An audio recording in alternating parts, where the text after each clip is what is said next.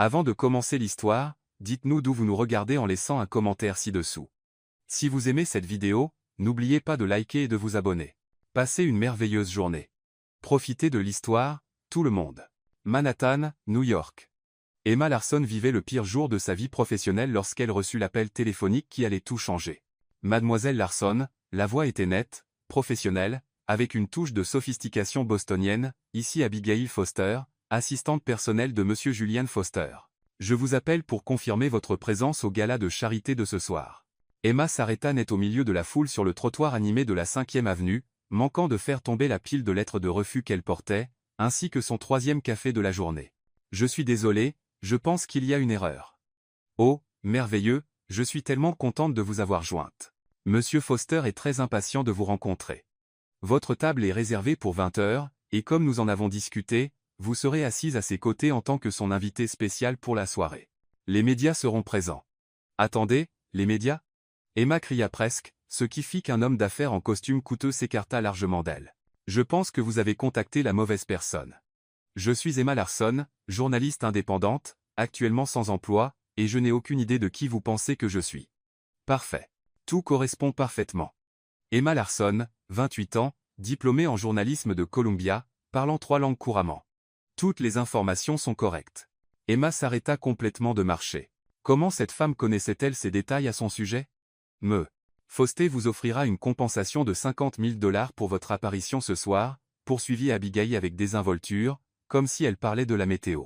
La moitié sera versée maintenant, l'autre moitié après l'événement. Oh, et nous avons envoyé une robe appropriée à votre appartement. Elle devrait arriver dans l'heure. 50 000 $. Emma consulta l'application bancaire de son téléphone, 247,83 $. 2 mois de retard sur le loyer, un réfrigérateur vide, des paiements de prêts étudiants en retard.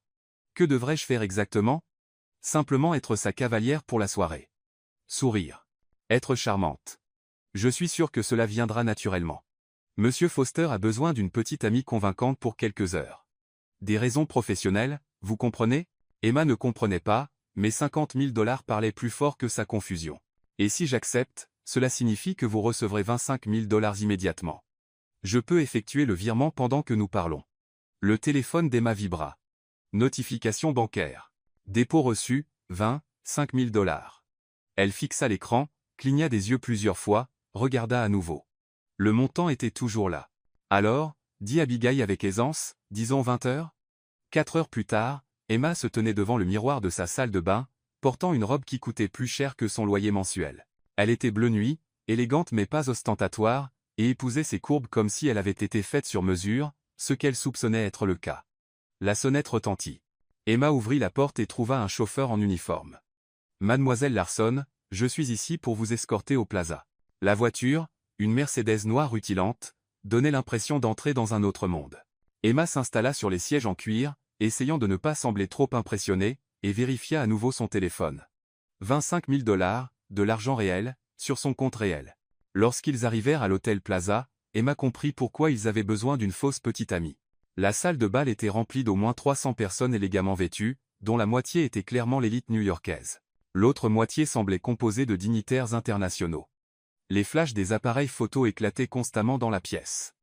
Là, Abigail apparut à ses côtés comme si elle s'était matérialisée de nulle part.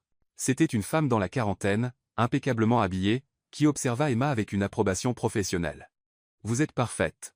Je ne sais toujours rien de lui. Et si je n'y arrivais pas, vous vous en sortirez très bien. » Le sourire d'Abigail était confiant. « Vous sortez avec Julian depuis 2 mois. Vous vous êtes rencontrés lors d'un lancement de livre à Soho. Vous êtes passionné par le journalisme d'investigation et la justice sociale. Il sait que vous parlez espagnol et français, alors n'hésitez pas à impressionner. Oh, et appelez-vous chérie ou mon cœur, mais n'en faites pas trop. Attendez, je n'ai même pas vu à quoi il ressemble. Et si je ne le reconnaissais pas?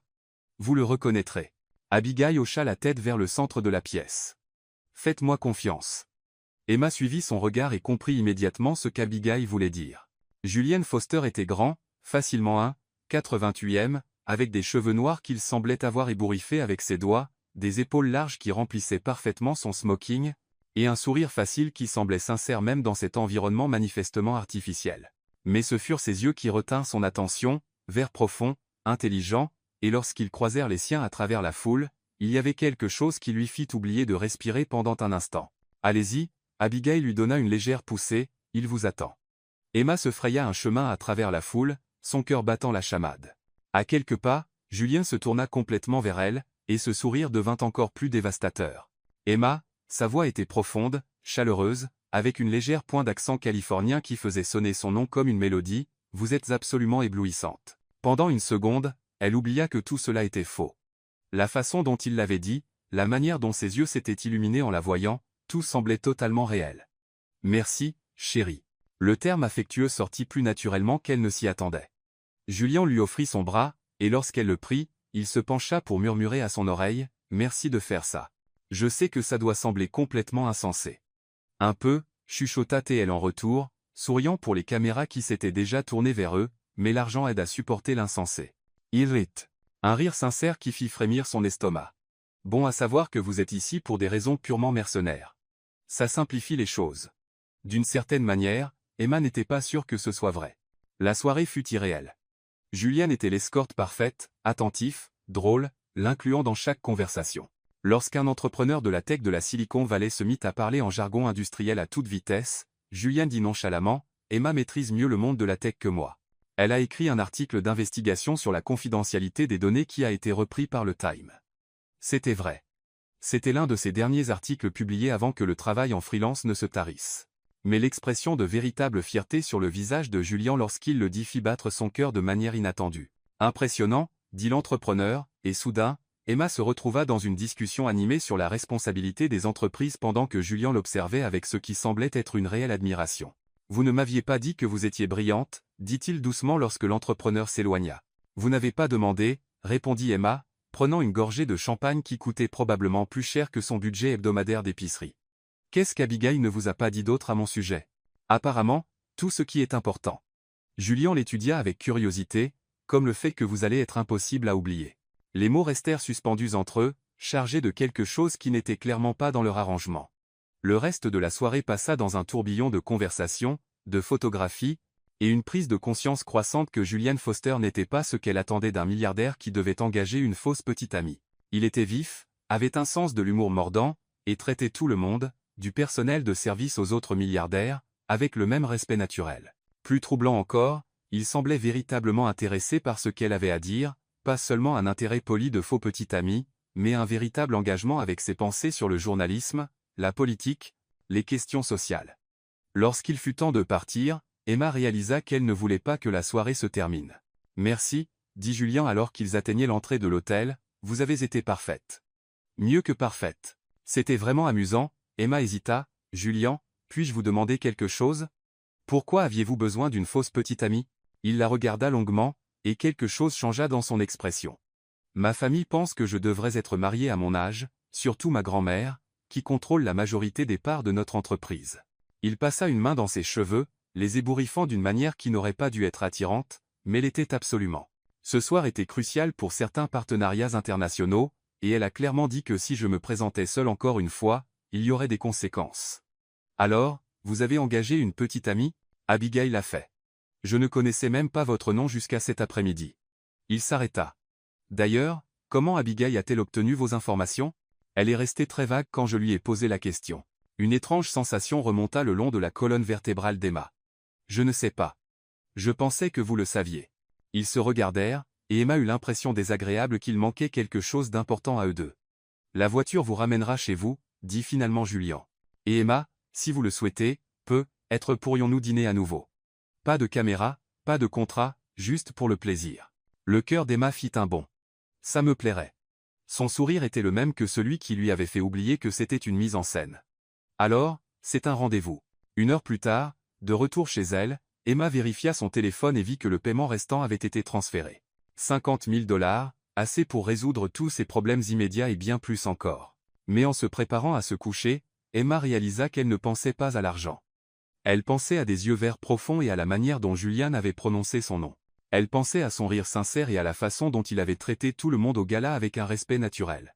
Elle pensait à comment, pendant quelques heures, prétendre être la petite amie de Julian Foster lui avait semblé être la chose la plus naturelle au monde.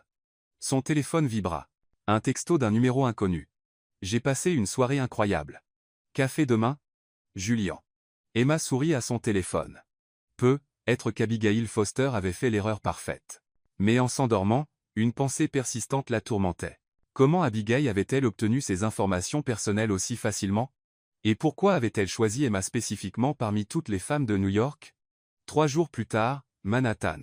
Emma flottait encore sur un petit nuage lorsque sa meilleure amie Lila fit irruption dans son appartement sans frapper, portant 2 cafés glacés et arborant son expression caractéristique « Je veux tous les détails ». Bon, raconte tout. Et je veux dire tout. Lila s'effondra sur le canapé qu'Emma pouvait maintenant se permettre de remplacer.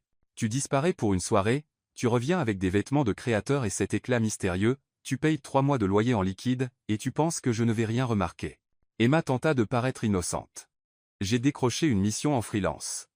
Une mission en freelance qui paye 50 000 $ pour une soirée? Qu'as-tu écrit? La formule secrète de la jeunesse éternelle? Lila haussa un sourcil. Et ne pense pas que je n'ai pas vu que tu as googlé Julianne Foster pendant 2 heures hier. Prise sur le fait. Emma soupira et raconta tout à Lila, l'appel mystérieux, la confusion sur son identité, la mise en scène de la fausse petite amie, et surtout, comment Julian l'avait invitée à sortir pour de vrai. Attends. Lila leva une main. Tu me dis qu'une assistante au hasard t'a appelé par erreur? Tu as accepté d'être une fausse petite amie, et maintenant tu es vraiment en train de tomber amoureuse de ce type? Je ne suis pas en train de tomber amoureuse de lui, protesta faiblement Emma, nous avons juste connecté. Connecté pendant que tu étais littéralement payé pour feindre une connexion. Mais ça ne semblait pas faux. Emma insista, Lila, tu aurais dû voir comment il traitait tout le monde. La façon dont il parlait de son travail, de ses valeurs. Ce n'est pas ce que j'attendais d'un milliardaire playboy. Lila étudia le visage de son ami. Ma chérie, tu réalises que ça ressemble au début de tous les films Hallmark jamais réalisés, non? Et ceux-ci ne se traduisent pas toujours bien dans la vraie vie. Avant qu'Emma ne puisse répondre, son téléphone vibra. Un texto de Julian, hâte de prendre un café aujourd'hui. J'ai réservé une table dans ce petit endroit à Brooklyn Heights que tu aimes.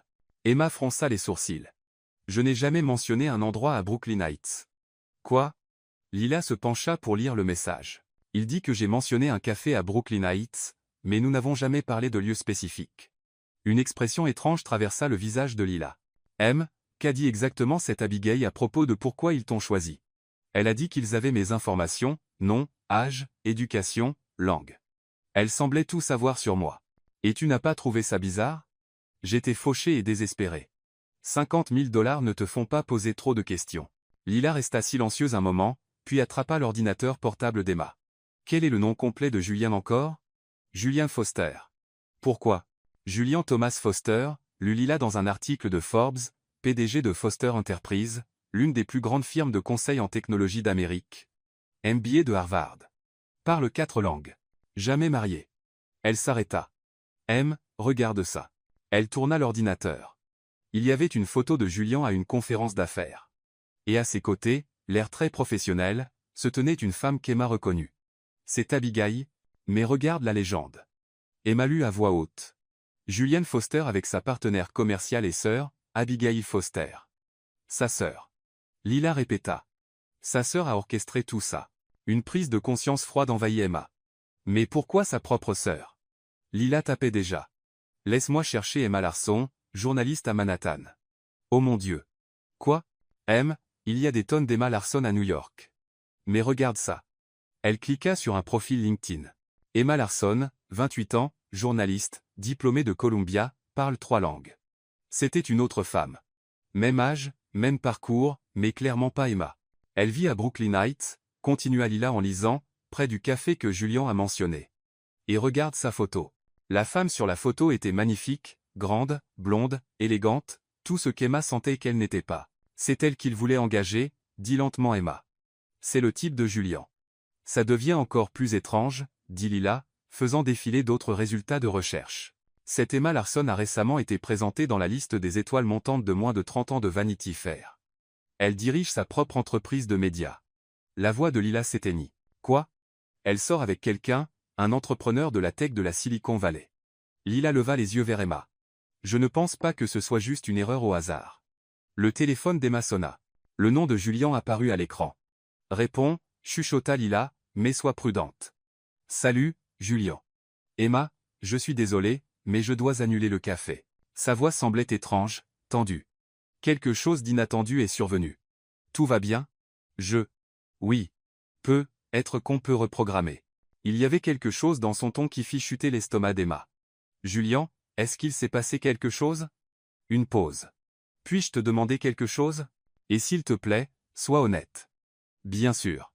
Savais-tu qui j'étais avant qu'Abigail ne t'appelle? La question frappa comme un coup de poing. Que veux-tu dire? Je veux dire, savais-tu quelque chose sur mon entreprise, ma famille avant cette soirée? Julien, je n'avais jamais entendu parler de toi avant l'appel d'Abigail. Je le jure. Une autre pause. D'accord.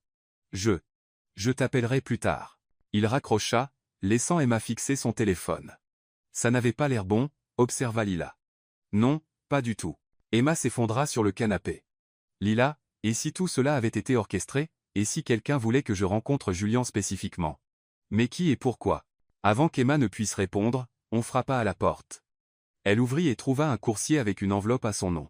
À l'intérieur, il y avait une seule photographie et une note écrite d'une élégante écriture. La photo montrait Julien et Emma au gala de charité, riant ensemble. Ils semblaient sincèrement heureux, comme un vrai couple.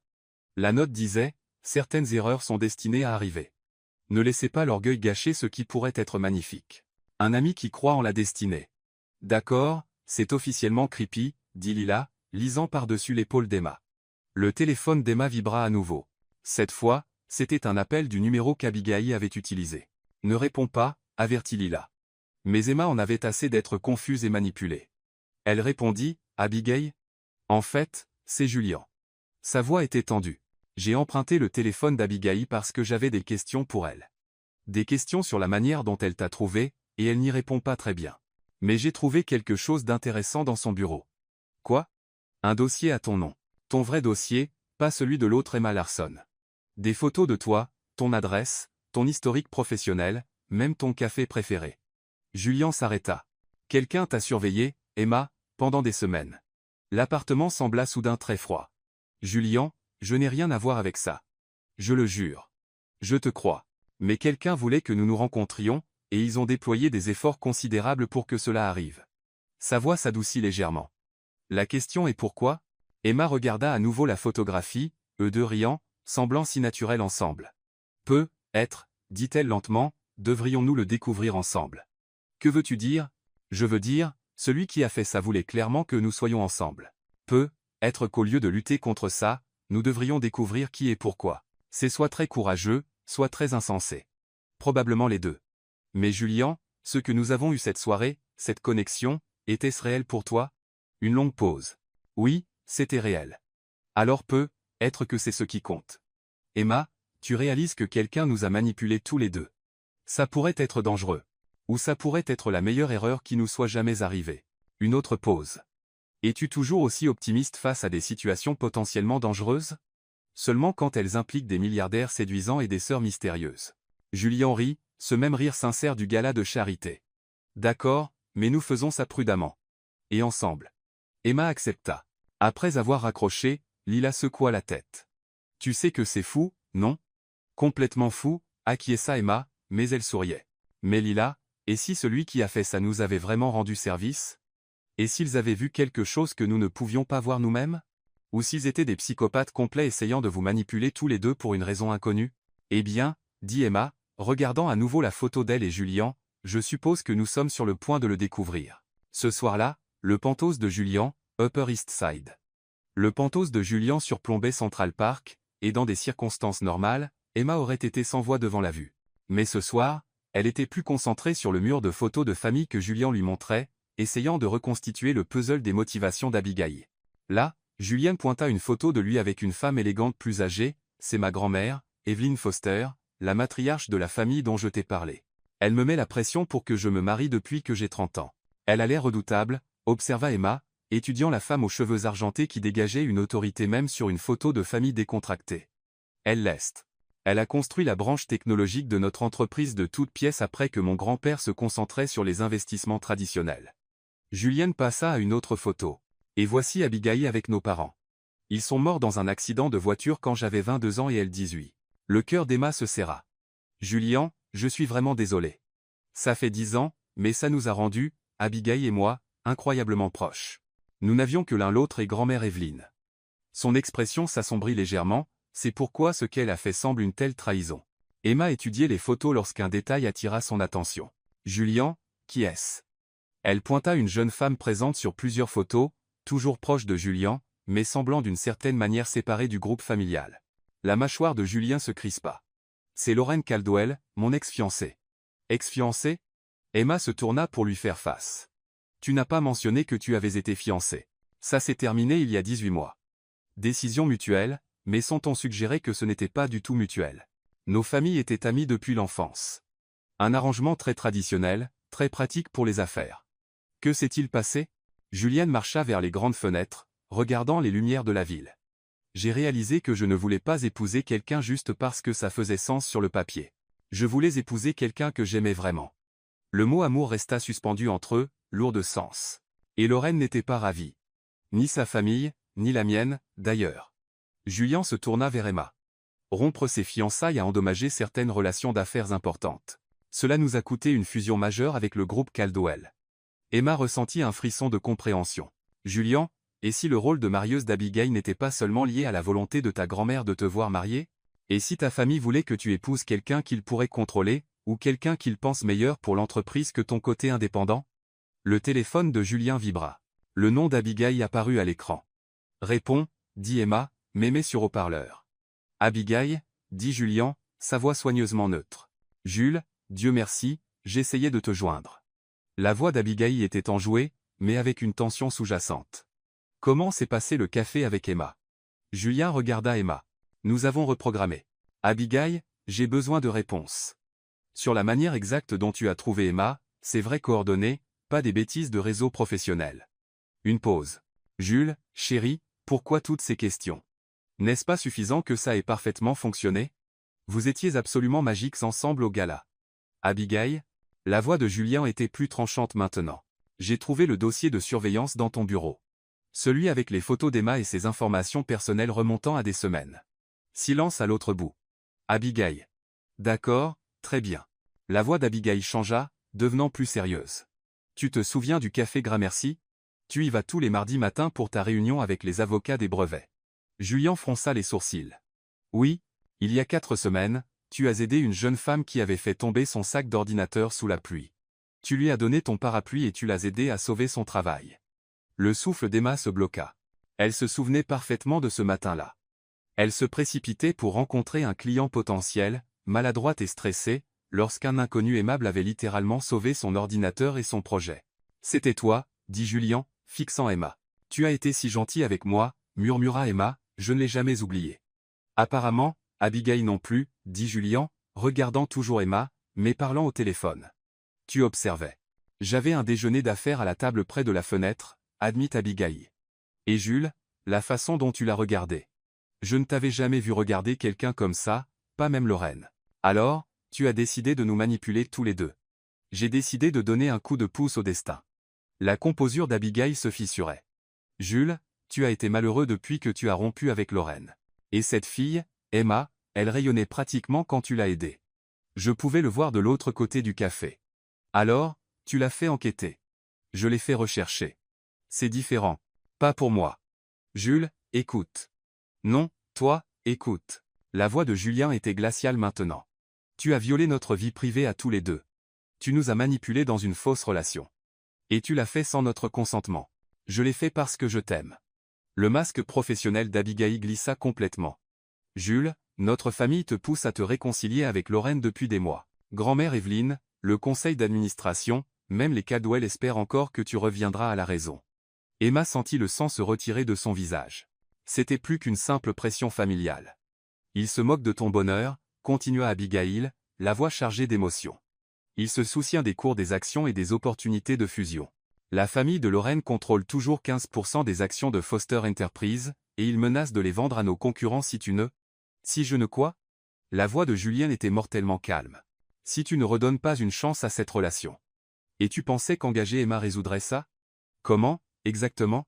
Je pensais que si tu rencontrais quelqu'un de vrai, quelqu'un qui pourrait t'aimer pour toi et non pour ton portefeuille, tu aurais enfin la force de leur tenir tête à tous.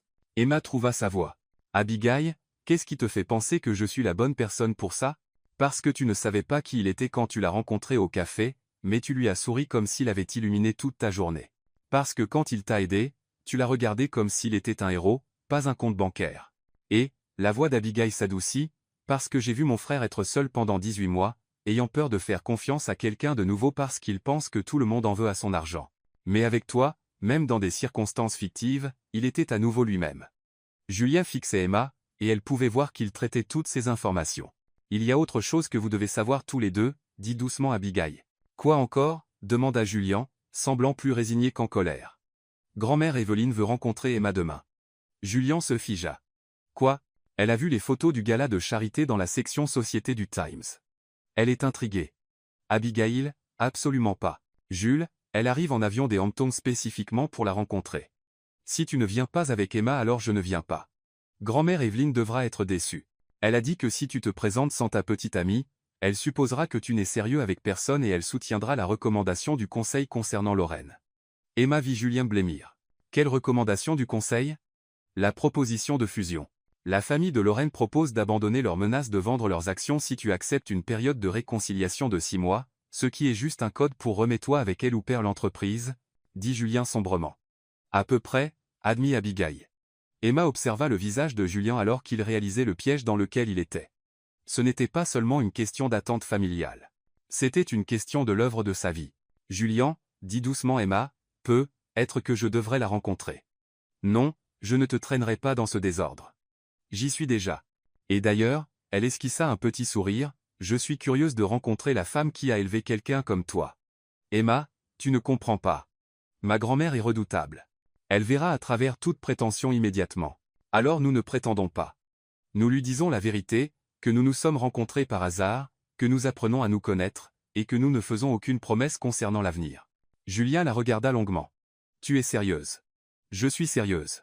Abigail, dit Julien dans le téléphone, organise la rencontre, mais dans un lieu public, où Emma se sentira à l'aise. En fait, dit Abigail avec hésitation. Elle veut organiser un brunch à la propriété familiale dans les Hamptons. Absolument pas. Ce n'est pas vraiment une requête, Jules. C'est plus une convocation royale. Julien ferma les yeux. D'accord, mais je conduis Emma moi-même, et nous partons quand nous voulons partir. D'accord, 11 heures demain. Après qu'Abigail eut raccroché, Julien et Emma restèrent silencieux un moment. Tu sais que tu n'es pas obligé de faire ça, dit finalement Julien. Je sais, mais Julien, je veux rencontrer la femme qui t'a façonné, et je veux qu'elle sache que la femme dont tu es en train de tomber amoureux ne va pas disparaître juste parce qu'elle ne vient pas d'une famille riche. Julien la fixa. Tomber amoureux? Emma rougit, mais soutint son regard. N'est-ce pas le cas? Complètement. Mais Emma, si ma grand-mère décide qu'elle ne t'approuve pas alors nous trouverons une solution ensemble. Julien prit sa main. Tu réalises que ma famille est complètement dysfonctionnelle, non? La mienne aussi. Tu ne les as juste pas encore rencontrés. Est-ce une invitation? Peut être si tu survis à demain. Julien rit et l'attira plus près. Tu sais, pour une femme qui a été accidentellement engagée pour être ma fausse petite amie, tu es remarquablement courageuse à l'idée de rencontrer des matriarches familiales terrifiantes. Eh bien, dit Emma, se blottissant dans ses bras, quelqu'un doit t'empêcher de te remettre avec Lorraine Caldwell. Est-ce de la jalousie que je détecte? Peut être un peu. Julien embrassa le sommet de sa tête. Bien. J'aime quand tu es jalouse. Julien. Oui. Demain, quand nous rencontrerons ta grand-mère, et si elle m'apprécie vraiment? Alors, dit Julien, nous aurons un problème encore plus grand. Pourquoi? Parce qu'elle voudra planifier notre mariage. Et Marie, mais une partie d'elle se demandait si ce serait vraiment un problème après tout. Les Hamptons, New York, domaine familial Foster. Le trajet jusqu'aux Hamptons prit 2 heures, donnant à Emma tout le temps de remettre en question sa décision de rencontrer Evelyn Foster. Julien avait essayé de la préparer pendant le trajet, décrivant sa grand-mère comme brillante, intimidante, et capable de voir à travers toute tromperie en 30 secondes, ce qui n'était pas vraiment rassurant. Elle a construit la division technologique de Foster Enterprise à partir de rien, expliqua Julien alors qu'il tournait dans une allée bordée d'arbres qui semblaient s'étendre sur des kilomètres. Quand mon grand-père voulait s'en tenir aux investissements traditionnels, elle l'a convaincu de diversifier dans les technologies émergentes. Cette décision a fait de nous l'une des familles les plus riches de New York. Et elle contrôle quelle part de l'entreprise? 60% directement, 15% supplémentaires à travers divers trusts. Elle pourrait me virer demain si elle le voulait. Julien jeta un coup d'œil à Emma, qui regardait par la fenêtre la maison qui approchait. Tu as des doutes? Des troisième et quatrième pensées, admit Emma. Julien, et si elle me regarde et décide que je ne suis absolument pas faite pour toi? Alors elle aura tort. Julien tendit la main et serra la sienne. Emma, ma grand-mère valorise l'authenticité par-dessus tout. N'essaie pas d'être quelqu'un que tu n'es pas. Sois simplement la femme qui m'a tellement impressionné que j'ai oublié que notre arrangement était faux. Le domaine Foster était à couper le souffle, une immense maison géorgienne surplombant l'océan Atlantique avec des jardins parfaitement entretenus et assez de terrain pour constituer une petite ville à elle seule. En arrivant à l'entrée principale, Emma repéra au moins 3 autres voitures de luxe dans l'allée circulaire. Nous ne sommes pas les seuls invités, observa-t-elle. Le visage de Julien s'assombrit lorsqu'il reconnut les véhicules. C'est la Mercedes de Lorraine et la Bentley de ses parents. Il regarda Emma d'un air désolé. Je suis désolé. Je n'avais aucune idée qu'il serait là. Ta grand-mère a invité ton ex-fiancé à rencontrer ta petite amie actuelle? Apparemment. Julien coupa le moteur et se tourna vers elle. On peut partir maintenant si tu veux. Dis juste un mot. Emma regarda l'imposante maison, puis le visage inquiet de Julien. Elle pensa au mot d'Abigail. Comment Julien avait été seul pendant 18 mois, comment sa famille essayait de le forcer à reprendre une relation qui bénéficierait aux affaires mais pas à son cœur. Non, dit-elle fermement, si c'est une sorte de test, alors passons-le. Julien sourit, le premier vrai sourire qu'elle voyait de lui ce matin-là. T'ai-je dit que tu es incroyable? Pas assez. Ils furent accueillis à la porte par un majordome en uniforme qui semblait être avec la famille depuis des décennies. Monsieur Julien, mademoiselle Larson, madame Foster vous attend sur la terrasse. L'intérieur de la maison était aussi impressionnant que l'extérieur, au plafond, œuvre d'art inestimable, et des meubles qui semblaient appartenir à un musée. Mais Emma n'eut pas le temps de s'en imprégner avant qu'il ne soit conduit à travers des portes-fenêtres sur une terrasse en pierre donnant sur l'océan. Evelyn Foster présidait à une table en fer forgé dressée pour 6, et Emma comprit immédiatement pourquoi Julien l'avait qualifiée de redoutable. Elle avait la mi-soixantaine, mais semblait 20 ans plus jeune, avec des cheveux argentés coiffés en un chignon élégant, des yeux bleus perçants qui semblaient tout cataloguer, et une aura de commandement qui faisait de tous les autres sur la terrasse des personnages secondaires. Julien, chéri, Evelyn se leva gracieusement et embrassa son petit-fils, et ce doit être la fameuse Emma Larson. Emma se sentit évaluée par le regard le plus pénétrant qu'elle ait jamais rencontré. La poignée de main d'Evelyn était ferme, son sourire poli mais mesuré. Madame Foster, merci beaucoup de m'avoir invité. Votre maison est absolument magnifique. Appelez-moi Evelyn, je vous en prie. Et oui, elle est magnifique, n'est-ce pas? Le grand-père de Julien et moi l'avons construite comme notre refuge loin de la ville. Elle est devenue un lieu de rassemblement familial. Les yeux d'Evelyn ne quittèrent jamais le visage d'Emma. J'ai cru comprendre que vous êtes journaliste. Oui, indépendante, principalement des enquêtes. Comme c'est intéressant. Et qu'est-ce qui vous attire dans le travail d'investigation? Emma sentit que ce n'était pas une simple conversation polie. Je crois que les gens méritent de connaître la vérité, surtout quand des intérêts puissants préféraient qu'ils ne la sachent pas. Un sourcil d'Evelyn se haussa légèrement, approbation ou inquiétude, Emma ne pouvait le dire.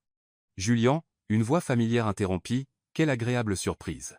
Emma se tourna pour voir une grande femme blonde approcher de l'autre bout de la terrasse. Lorraine Caldwell était tout ce que les photos avaient suggéré et plus encore, d'une beauté saisissante avec cette aisance de l'argent ancien, portant une robe d'été de créateur qui coûtait probablement plus cher que le loyer mensuel d'Emma, et se tenant avec la confiance de quelqu'un qui n'avait jamais douté de sa place dans le monde. Lorraine, la voix de Julien était soigneusement neutre, je ne savais pas que tu serais là. Maman a mentionné qu'Evelyn nous avait invités pour le brunch. J'espère que ça ne te dérange pas. Le sourire de Lorraine était parfait lorsqu'elle se tourna vers Emma. Et vous devez être la journaliste. Je suis Lorraine Caldwell. Emma Larson. Enchantée de vous rencontrer. La poignée de main de Lorraine était aussi soignée que tout le reste chez elle, mais Emma capta quelque chose de calculateur dans ses yeux, une évaluation rapide qui laissa Emma avec le sentiment d'être jugée insuffisante. Prenons place? Suggéra Evelyn. J'ai demandé à la cuisinière de préparer quelque chose de spécial. Alors qu'ils s'installaient autour de la table, Emma se retrouva stratégiquement placée entre Julien et Evelyn, avec Lorraine juste en face d'elle. Les autres invités, les parents de Lorraine, qu'Evelyn présenta comme Edward et Margaret Caldwell, encadraient Lorraine comme des serre-livres élégants. Alors, Emma, dit Edward Caldwell alors que le premier plat était servi, Julien nous a dit que vous êtes diplômé de l'école de journalisme de Columbia. Oui, monsieur. Et quel était votre domaine d'études? Emma sentit un autre test. Le journalisme d'investigation avec un accent sur la responsabilité des entreprises. Un léger sourire joua sur les lèvres d'Evelyn. Comme c'est approprié. Et sur quelles histoires avez-vous travaillé récemment? J'ai terminé un article sur des entreprises technologiques utilisant les données des utilisateurs sans divulgation appropriée. Il est en cours de révision par plusieurs publications. Vraiment? Lorraine se pencha en avant avec un intérêt apparent. Quelles entreprises? Emma nomma plusieurs grandes entreprises technologiques, dont 2 qu'elle savait être des clients de Foster Enterprise. Elle observa attentivement la réaction d'Evelyn, mais le visage de la femme plus âgée resta impassible. Fascinant, dit Margaret Caldwell d'un ton qui suggérait le contraire. Et ce travail est-il lucratif? La question resta suspendue dans l'air comme un défi. Emma sentit Julian se tendre à côté d'elle.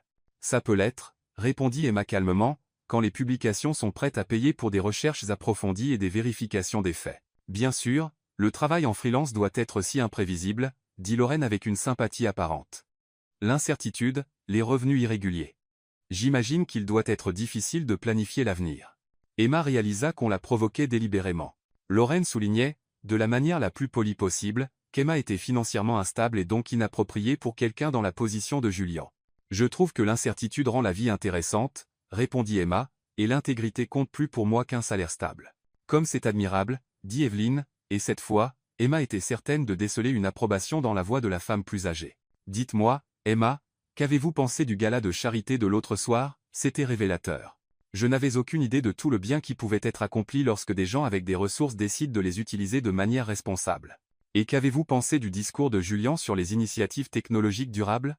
Emma s'arrêta. Julian n'avait pas donné de discours au gala. C'était un piège. Evelyn testait si Emma avait vraiment prêté attention à Julian ou si elle s'était concentrée sur l'aspect performatif de leur arrangement. En fait, dit prudemment Emma, Julian n'a pas donné de discours ce soir-là, mais nous avons eu plusieurs conversations intéressantes sur la technologie durable avec d'autres invités. Ses connaissances sur les applications d'énergie renouvelable étaient impressionnantes. Le sourire d'Evelyn devint sincèrement chaleureux pour la première fois. En effet, Julian milite pour des initiatives environnementales au sein de Foster Enterprise depuis des années, parfois contre une résistance considérable, ajouta Julian, jetant un regard significatif au Caldwell. Le changement est toujours difficile, dit Edward Caldwell diplomatiquement. Les approches traditionnelles ont bien servi nos familles pendant des générations, mais la tradition sans innovation mène à la stagnation, observa Emma. Les entreprises qui s'adaptent aux valeurs et aux technologies changeantes sont celles qui survivent. Une perspective intéressante, dit Evelyn. Et quels changements pensez-vous les plus importants pour les entreprises? Emma se retrouva dans une discussion animée avec Evelyn sur la responsabilité des entreprises, la durabilité environnementale et le rôle de la technologie dans la résolution des problèmes sociaux. Elle était vaguement consciente que Lorraine devenait de plus en plus silencieuse, et que Julian observait l'échange avec quelque chose comme de l'émerveillement. « Excusez-moi, dit soudain Lorraine, se levant, j'ai besoin de prendre l'air. » Elle marcha jusqu'au bord de la terrasse, et après un moment, Julian s'excusa pour la suivre. Emma essaya de ne pas regarder alors qu'ils engageaient ce qui semblait être une conversation intense et discrète. « Elle est charmante, dit Margaret Caldwell, bien que son ton suggérât le contraire. « Oui, elle l'est, répondit fermement Evelyn. Intelligente, intègre, et complètement indifférente à la richesse ou au statut, assez rafraîchissant, en fait. » Emma ressentit une bouffée de gratitude envers Evelyn, mais elle pouvait voir les Caldwell échanger des regards inquiets. « Evelyn, ma chère, dit prudemment Edward, vous pouvez sûrement voir que Julian et Lorraine ont tant d'histoires ensemble. Ils comprennent le monde l'un de l'autre. Ils comprennent les comptes bancaires l'un de l'autre, corrigea Evelyn d'un ton sec. Il y a une différence. » Au bord de la terrasse, la conversation de Lorraine et Julien semblait devenir plus animée. Emma capta des fragments, « Jeter tout ce que nous avons construit et ne m'a jamais aimé comme tu la regardes. » Enfin, Lorraine revint à la table, sa parfaite maîtrise d'elle-même fissurée. « Je pense que nous devrions partir, » annonça-t-elle à ses parents. C'était clairement une erreur. « Lorraine, chérie, » commença sa mère. « Non, maman. » Il est évident que Julian a fait son choix. Les yeux de Laurent brillèrent lorsqu'elle regarda Emma. « J'espère juste qu'il ne le regrettera pas quand la réalité s'installera. »« Qu'est-ce que c'est censé vouloir dire ?» demanda Julian, revenant à la table. « Ça veut dire que les contes de fées ne durent pas, Jules. Tôt ou tard, les différences dans vos origines, vos expériences, vos attentes, tout cela compte. » La voix de Lorraine était maintenant triste plutôt qu'en colère. « Je sais que tu penses que l'amour triomphe de tout, mais dans notre monde, la compatibilité compte plus que la chimie. » Lorraine, la voix d'Evelyn était d'acier, ça suffit. Mais Lorraine n'avait pas fini. « Pose-toi cette question, Emma. Que se passe-t-il quand la nouveauté s'estompe? Quand les amis et les associés de Julian s'attendent à ce que tu t'intègres dans un monde que tu ne comprends pas? Quand tu réalises qu'être avec lui signifie vivre dans un bocal, où chaque décision que tu prends reflète sur la réputation de sa famille? » Emma sentit les mots atteindre leur cible. C'étaient exactement les peurs qu'elle essayait de réprimer. « Lorraine, la voix de Julian était menaçante. Quand tu réaliseras, continua Lorraine sans relâche, que tu ne seras jamais rien de plus qu'un cas de charité qui l'a sauvé, que sa famille te verra toujours comme la femme qui n'était pas assez bien, qui avait besoin d'être élevée à son niveau. Assez. La voix d'Evelyne claqua comme un fouet. Lorraine Caldwell, vous quittez ma maison immédiatement. Le silence qui suivit fut assourdissant. Lorraine sembla frappée, comme si elle n'avait pas voulu aller aussi loin. Evelyne, je suis désolé. Je ne voulais pas si, vous le pensiez. Et maintenant, tout le monde sait exactement quel genre de personne vous êtes. Evelyne se leva, rayonnant de dignité et de fureur contrôlée. Edward, Margaret, je pense qu'il est temps que vous rameniez votre fille chez elle. Les Caldwell partirent dans un flot d'excuses maladroites et d'orgueil blessé, laissant Emma, Julien et Evelyne seuls sur la terrasse. Emma luttait contre les larmes, les mots de Laura résonnant dans sa tête. Le pire était que certains d'entre eux sonnaient vrais. Emma, dit doucement Evelyne, se rasseyant, je vous dois des excuses. Vraiment? J'ai invité les Caldwell ici aujourd'hui pour un test. Je voulais voir comment vous vous comporteriez dans une situation difficile, et comment Julien réagirait en vous ayant avec Lorraine dans la même pièce. L'expression d'Evelyne était empreinte de regret. Je n'avais pas anticipé que Lorraine serait aussi virulente. Elle n'avait pas tout à fait tort, cependant, dit doucement Emma. Nos origines sont complètement différentes. Je ne connais rien de votre monde. Ma chère fille, dit fermement Evelyne, je n'ai pas construit Foster Enterprise en m'inquiétant de ce que les autres pensaient être approprié. J'ai épousé un homme dont la famille pensait que j'étais indigne parce que j'étais irlandaise catholique et que je travaillais pour vivre. Ils ont passé des années à essayer de me faire sentir inadéquate. Elle se pencha en avant, ses yeux intenses. Savez-vous ce que j'ai appris? Emma secoua la tête. Que les gens qui essaient de vous faire sentir petite le font parce qu'ils sont menacés par votre authenticité. Lorraine vous a attaqué parce qu'elle pouvait voir que ce que vous et Julien avez est réel, quelque chose qu'elle n'a jamais eu avec lui. Mais elle a raison sur les questions pratiques. Foutaise. Vous voulez savoir ce que j'ai vu aujourd'hui?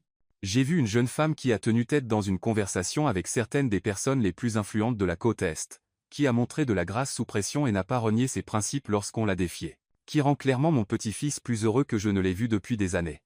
Le sourire d'Evelyne était chaleureux. Ce n'est pas quelqu'un qui a besoin d'être élevé au niveau de qui que ce soit. C'est quelqu'un qui élève les autres simplement en étant elle-même. Emma sentit les larmes nasser à nouveau, mais pour des raisons différentes cette fois. Julien, continua Evelyne, tu as été idiot ces 18 derniers mois, à essayer de trouver quelqu'un qui correspond à un idéal imaginaire au lieu de reconnaître la vraie valeur quand elle était juste devant toi. Ne fais plus cette erreur. Julien prit la main d'Emma. Je n'en ai pas l'intention. Bien. Parce que Emma, si vous êtes prête à supporter mon petit-fils insupportable et sa famille compliquée, vous avez mon soutien total. Les yeux d'Evelyne pétillèrent. Et je dois vous prévenir. Quand Evelyne Foster donne son soutien, il est plutôt complet. Que voulez-vous dire? Demanda Emma. Je veux dire que la petite manigance boursière des Caldwell vient de devenir sans importance. J'ai cherché une excuse pour racheter leur part de toute façon. Leurs pratiques commerciales sont devenues de plus en plus douteuses. Le sourire d'Evelyne devint prédateur. Considérez cela comme mon cadeau de fiançailles. Grand-mère, dit prudemment Julien, nous ne sommes pas fiancés. Pas encore, répondit Evelyne sereinement. Mais j'ai d'excellents instincts pour ces choses-là. Comme sur un signal, Abigail apparut sur la terrasse, légèrement essoufflée. Désolée d'être en retard. La circulation était infernale pour sortir de la ville. Elle s'arrêta net en voyant qu'ils n'étaient que 3. Où sont les Caldwell? Partis, dit simplement Evelyne. Et bon débarras. Les yeux d'Abigail s'élargirent alors qu'elle prenait en compte la scène, Emma légèrement stupéfaite, Julien protecteur et soulagé, et Evelyne rayonnant de satisfaction. Qu'ai-je manqué? La fin de l'ère Lorraine Caldwell, dit Julien, passant son bras autour d'Emma, et, espérons-le, le début de quelque chose de bien meilleur. Abigail sourit. Alors, mon rôle de marieuse a fonctionné. Ta manipulation a fonctionné, corrigea Julien, mais seulement parce que tu as accidentellement trouvé exactement la bonne femme. Ce n'était pas un accident, dit Abigail avec suffisance. Je t'ai dit que j'ai d'excellents instincts. Apparemment, c'est de famille, observa Evelyne. Maintenant, prenons le dessert. Je crois que nous avons quelque chose à célébrer. Alors qu'ils s'installaient pour ce qui devint un repas de 3 heures rempli d'histoires familiales, de taquineries légères et de conversations de plus en plus confortables, Emma commença à comprendre dans quoi elle s'était engagée. Ce n'était pas juste une famille riche. C'était un groupe de personnes qui, malgré leurs ressources et leur influence considérable, valorisaient l'authenticité, l'intelligence et la loyauté par-dessus tout. Et maintenant? Demanda Emma alors qu'ils se préparaient à partir. Maintenant? Dit Evelyne, l'embrassant chaleureusement. Vous faites partie de cette famille, si vous le voulez. Et les problèmes d'affaires, la pression du conseil? Evelyne balaya la question d'un geste. Laissez-moi m'occuper du conseil. Ils se rangeront une fois qu'ils comprendront que l'alliance avec les Caldwell n'est plus bénéfique. Son sourire devint tranchant. Je ne suis pas arrivé là où je suis en laissant les autres dicter l'avenir de ma famille. Pendant le trajet de retour à Manhattan, Emma et Julien restèrent silencieux, chacun traitant les événements de la journée. Ça va? Demanda finalement Julien. Je pense que oui. Ta grand-mère n'est pas ce à quoi je m'attendais. À quoi t'attendais-tu? Quelqu'un de froid et intimidant. À la place, elle est juste redoutable. C'est différent. C'est vrai. Et Emma, à propos de ce que Lorraine a dit, elle n'avait pas tout à fait tort, interrompit Emma. Je ne connais pas ton monde. Je ne connais pas les règles, les attentes, les codes sociaux. Alors, nous apprendrons ensemble. Emma, je ne veux pas que tu changes pour t'adapter à mon monde. Je veux que mon monde soit digne de toi. Emma le regarda, cet homme qui avait commencé comme un étranger, était devenu un faux petit ami, et était maintenant, quoi, exactement? Julien, que faisons-nous ici, vraiment? Il se gara sur le côté de la route et se tourna vers elle. Nous tombons amoureux, dit-il simplement. Malgré la manipulation, malgré les complications, malgré le fait que tout a commencé par un mensonge, nous tombons amoureux, et je pense que nous devrions arrêter de lutter contre ça.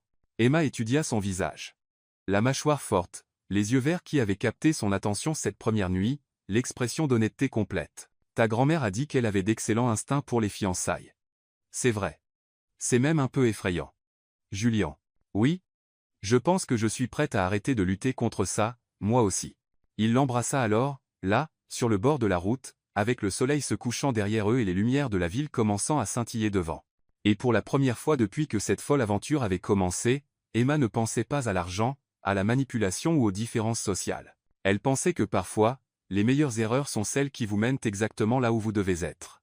Une semaine plus tard, Manhattan. Emma commençait à penser que tomber amoureuse de Julianne Foster avait été la partie facile. C'était tout ce qui suivait qui menaçait de l'engloutir complètement. La semaine passée avait été un tourbillon d'activités qui lui donnait l'impression d'être Alice tombant dans le terrier du lapin.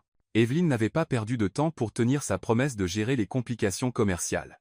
Le mercredi, la nouvelle éclata que Foster Enterprises avait acquis les parts du groupe Caldwell dans ce que la presse financière qualifia de coup stratégique brillant. Le vendredi, Lorraine Caldwell était apparemment fiancée à un héritier bancaire de Boston, ce qui, selon Abigail, était un timing curieusement pratique. Mais ce n'étaient pas les machinations commerciales qui faisaient tourner la tête d'Emma. C'était la réalité soudaine et écrasante d'être la petite amie très publique de Julien Foster. Tu dois voir ça, dit Lila, faisant irruption dans l'appartement d'Emma avec son ordinateur portable et une expression inquiète. Ça fait le buzz sur les réseaux sociaux. Emma leva les yeux de l'article qu'elle essayait d'écrire, un texte sur l'agriculture durable qui semblait ridiculement banal comparé à ses circonstances de vie actuelles. Qu'est-ce qui fait le buzz? Toi. Lila tourna l'ordinateur, révélant un fil Twitter avec des milliers de retweets. L'entête disait, qui était Emma Larson? Tout ce que nous savons sur la petite amie mystère de Julianne Foster. L'estomac d'Emma chuta alors qu'elle faisait défiler le fil. Quelqu'un avait effectué une enquête remarquablement approfondie sur sa vie, complète avec des photos de sa remise de diplôme universitaire, des extraits d'articles qu'elle avait écrits, et même une photo de son immeuble. C'est insensé, murmura-t-elle. Comment ont-ils obtenu toutes ces informations? Bienvenue dans le monde de sortir avec un milliardaire, dit Lila sombrement. Regarde les commentaires. Les commentaires étaient un mélange de curiosité, d'admiration et d'hostilité pure. Certains louaient son travail journalistique et la qualifiaient de changement rafraîchissant par rapport aux types habituels de mondaine. D'autres mettaient en doute ses motivations, suggéraient qu'elle était une croqueuse de diamants et spéculaient sur combien de temps la relation durait. Mais ce furent les commentaires des autres journalistes qui la blessèrent le plus. Plusieurs écrivains qu'elle respectait auparavant avaient posté des variations d'eux. On dirait qu'Emma Larson a trouvé comment faire avancer sa carrière maintenant, et d'enquêter sur les entreprises à coucher avec les PDG. Quel virage de carrière! Emma, dit doucement Lila, tu savais que ça arriverait, non? Tu ne peux pas sortir avec quelqu'un d'aussi célèbre sans que les gens y prêtent attention. Je le savais, intellectuellement, mais voir tout ça exposé comme ça. Emma fit un geste impuissant vers l'écran. Lila, ils remettent en question mon intégrité professionnelle. Ce sont des gens dont l'opinion compte dans mon domaine.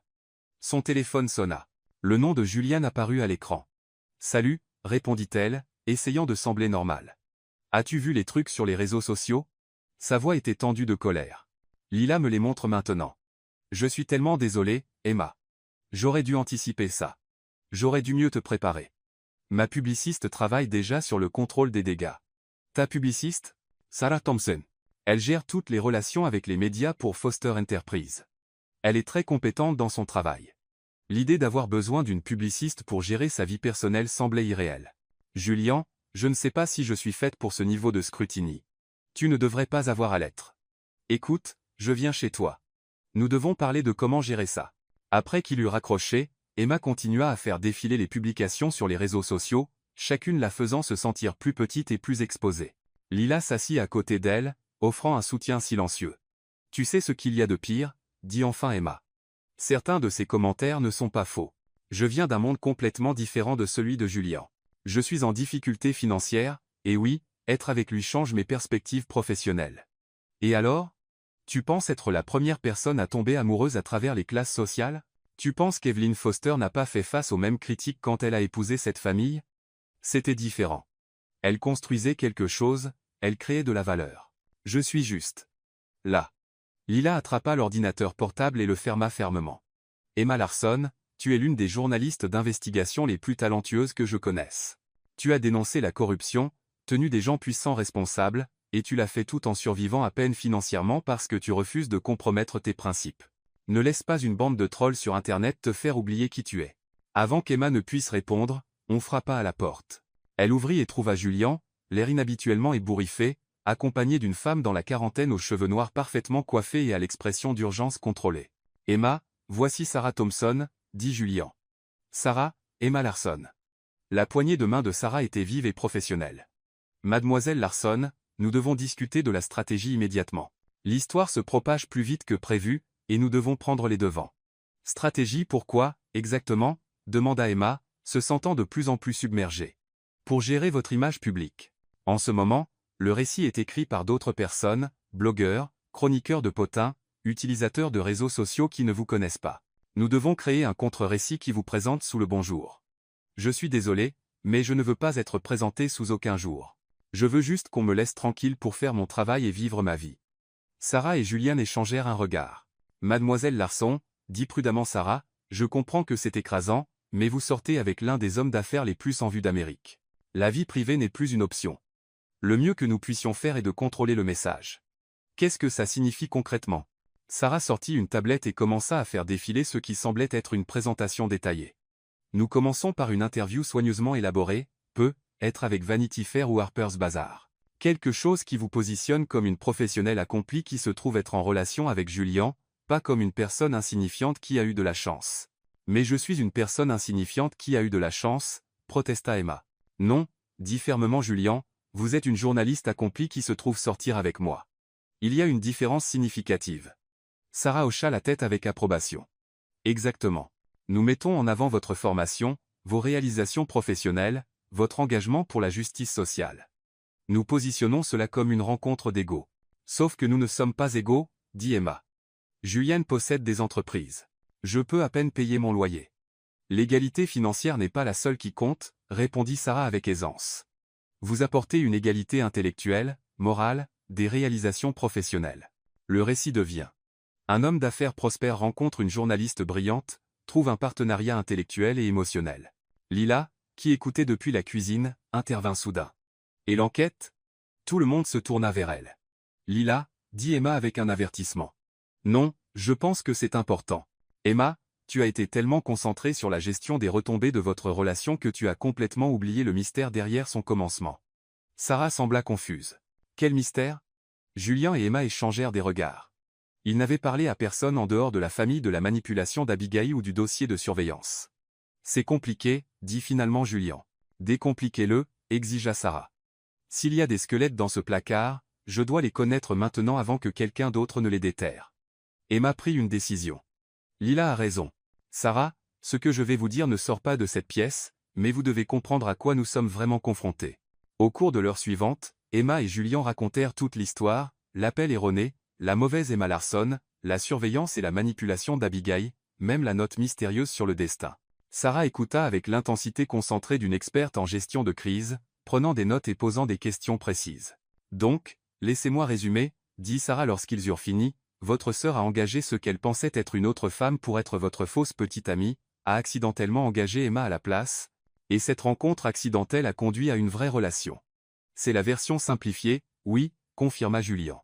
Et il y a des preuves documentées de surveillance, d'enquête et de manipulation délibérée. Oui.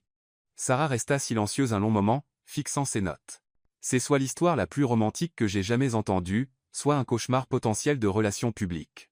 À votre avis, c'est laquelle? Demanda Emma. Les deux. Si cette histoire sort de la mauvaise manière, elle sera présentée comme un milliardaire si désespéré pour de la compagnie que sa famille a dû lui engager une petite amie. Les implications pour la réputation commerciale de Julian seraient significatives.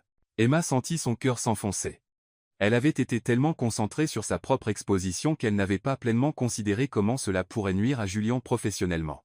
D'un autre côté, continua Sarah, si nous contrôlons le récit, cela devient le conte de fées moderne ultime.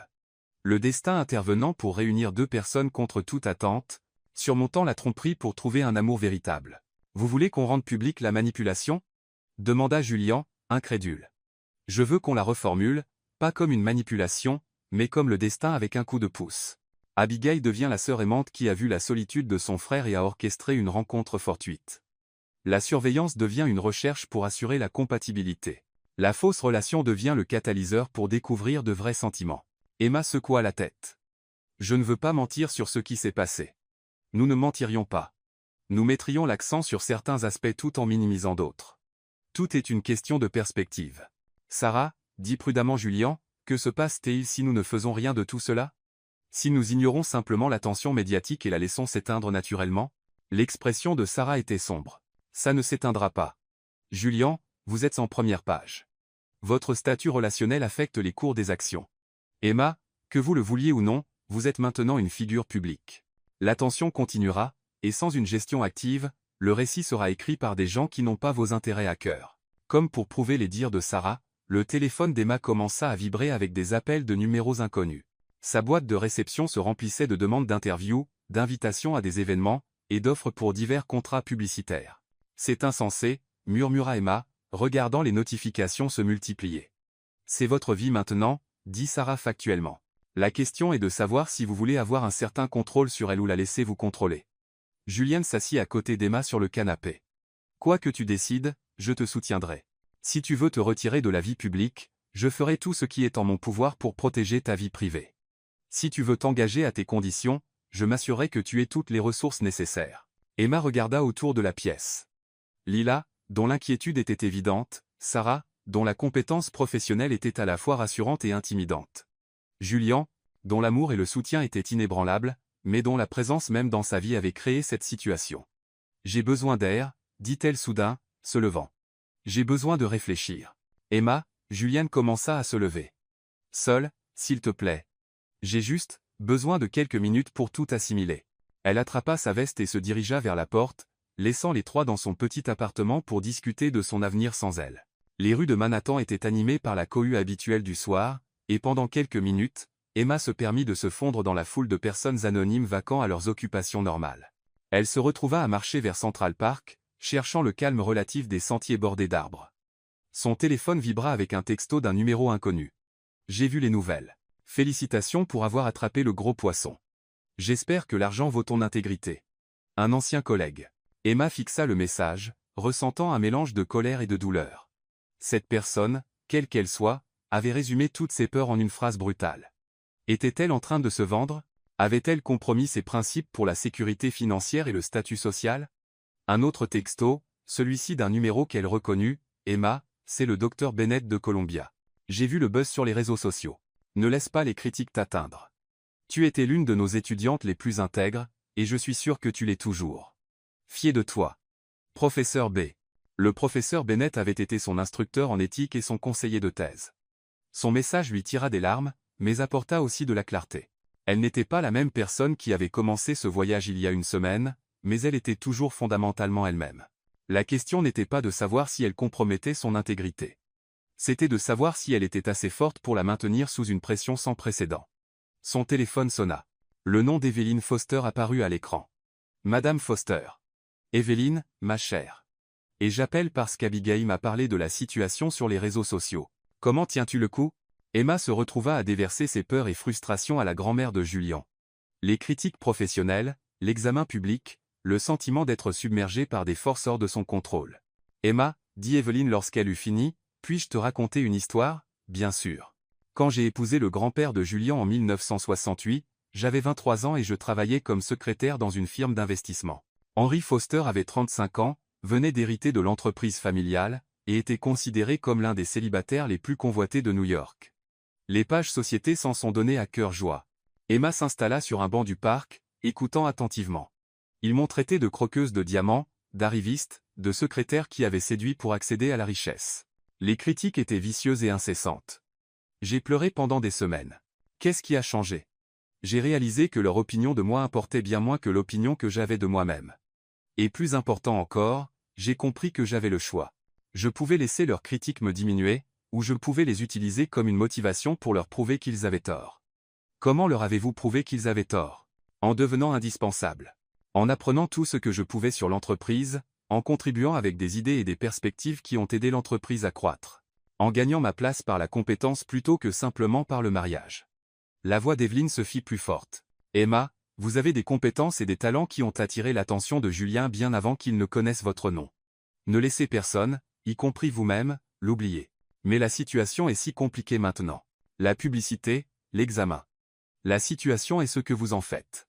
Vous pouvez vous retirer et laisser les autres vous définir, ou vous pouvez avancer et vous définir vous-même. Mais quoi que vous choisissiez, assurez-vous que c'est votre choix, pas une réaction aux attentes des autres. Après qu'Evelyne eut raccroché, Emma resta dans le parc pendant 1 heure encore, observant les passants et réfléchissant au choix. Elle pensa à la jeune femme qui avait renversé du café sur son ordinateur portable et avait été sauvée par un inconnu aimable. Elle pensa à la journaliste qui avait passé des années à enquêter sur la corruption et à tenir les puissants responsables. Elle pensa à la femme qui avait impressionné Evelyne Foster, non par son pedigree, mais par ses principes. Lorsqu'elle revint enfin à son appartement, Sarah était partie, mais Julien et Lila étaient toujours là, visiblement inquiets. « Je suis désolé de m'être enfui, » dit Emma. « J'avais besoin de remettre mes idées en ordre. » « Et » demanda Julien prudemment. « Et j'ai décidé que Sarah a raison. Si je dois être une figure publique, je veux avoir un certain contrôle sur la manière dont je suis présenté, mais j'ai des conditions. » Le soulagement de Julien était visible. « Nomme-les. D'abord, pas de mensonges. Nous pouvons mettre en avant les aspects positifs et minimiser les négatifs, mais tout ce que nous disons publiquement doit être vrai. » D'accord. Deuxièmement, je ne veux pas devenir une petite amie professionnelle. Quelle que soit la publicité que nous faisons, elle doit inclure mon travail de journaliste. Je veux utiliser cette plateforme pour mettre en lumière les histoires et les causes qui me tiennent à cœur. C'est en fait brillant, intervint Lila. Tu auras accès à des personnes et des plateformes que tu n'aurais jamais pu atteindre auparavant. Troisièmement, continua Emma, je veux préserver une certaine vie privée. Je ferai des interviews et des apparitions publiques, mais mon espace personnel, cet appartement, ma famille, mes amitiés proches, cela reste hors limite. Sarah peut faire en sorte que ça fonctionne, assura Julien. Et enfin, Emma prit une profonde inspiration, je veux être impliqué dans chaque décision concernant la manière dont notre relation est présentée publiquement. Pas de surprise, pas de stratégie que je n'ai pas approuvée. Julien s'approcha d'elle. Emma, es-tu sûre de ça? Une fois que nous empruntons ce chemin, il sera difficile de revenir à l'anonymat. Je pense que l'anonymat n'a jamais vraiment été une option une fois que je suis tombée amoureuse de toi, dit-elle, prenant sa main. Mais je préférais affronter ce défi en tant que ton partenaire plutôt que de fuir et passer le reste de ma vie à me demander ce qui aurait pu être. Il la prit dans ses bras, et pendant un instant, les complications s'évanouirent. C'était ce qui comptait. Pas la publicité, ni l'examen, ni les implications commerciales, mais cette connexion entre eux qui avait commencé par accident et s'était transformée en quelque chose de réel et de précieux. Alors, quelle est notre première étape? Demanda Emma. Sarah a suggéré un portrait dans un grand magazine, quelque chose qui te permette de raconter ton histoire avec tes propres mots. Et ensuite, nous trouverons comment construire une vie ensemble sous les feux des projecteurs sans nous perdre dans le processus. Le téléphone d'Emma vibra avec une autre notification, une autre demande d'interview, une autre invitation à un événement prestigieux. Au lieu de se sentir submergée, elle ressentit une étincelle de détermination. Ces gens voulaient savoir qui était Emma Larson. Elle allait leur montrer, mais elle le ferait à ses conditions. Le lendemain matin, Emma se réveilla pour découvrir que quelqu'un avait divulgué des photos de Julien quittant son immeuble. Les gros titres se rédigeaient déjà. La visite nocturne de l'héritier Foster dans l'appartement modeste de sa petite amie. Et, du Pentouse au studio, l'amour ne connaît pas de frontières. Au lieu de paniquer, Emma ressentit une étrange sensation de libération. Les spéculations étaient terminées. Leur relation était désormais pleinement publique, ce qui signifiait qu'ils pouvaient arrêter de se cacher et commencer à vivre authentiquement. Son téléphone sonna. Sarah Thompson. Bonjour, Emma.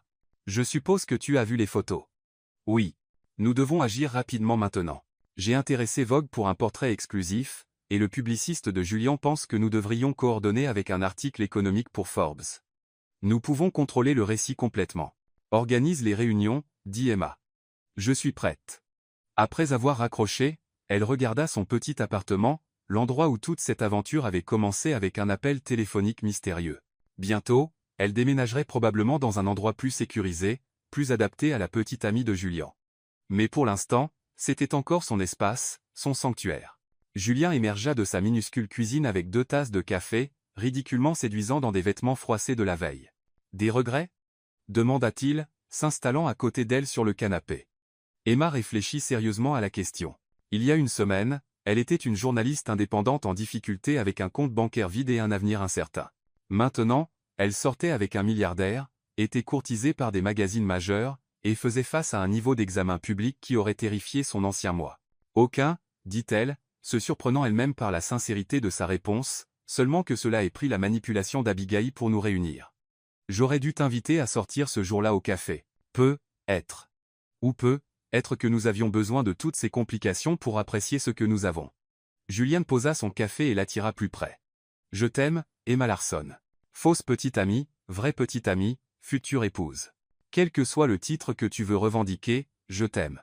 Future épouse? Emma haussa un sourcil. Trop présomptueux? Redemande-moi dans 6 mois quand nous aurons survécu à notre premier grand scandale ensemble. Marché conclu.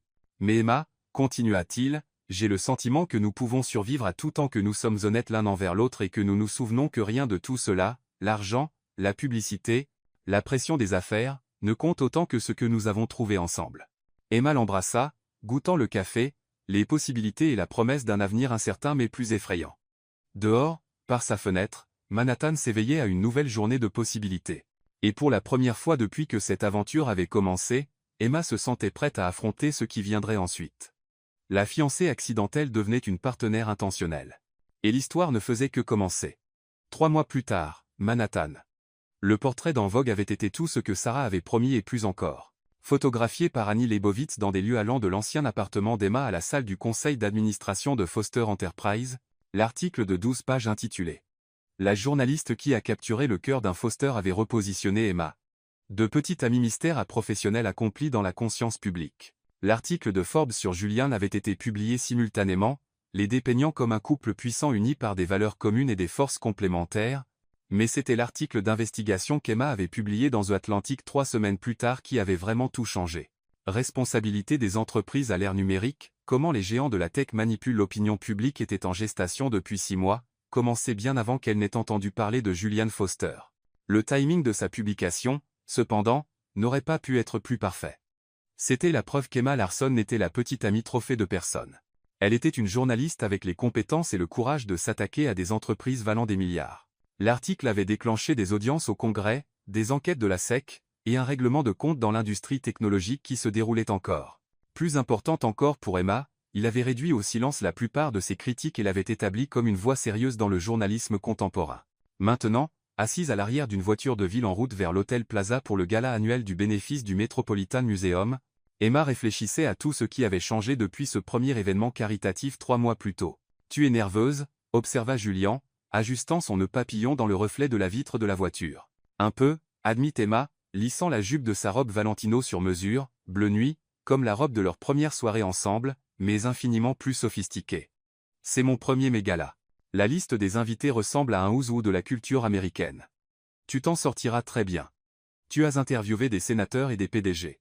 Quelques célébrités et philanthropes devraient être faciles. Ce ne sont pas les célébrités qui m'inquiètent, dit Emma. Ce sont les autres journalistes. La moitié de l'establishment médiatique sera là, et certains d'entre eux me voient toujours comme la journaliste qui couche pour obtenir des accès. Julian prit sa main. Emma, ton article dans The Atlantic a changé la conversation nationale sur la responsabilité des entreprises.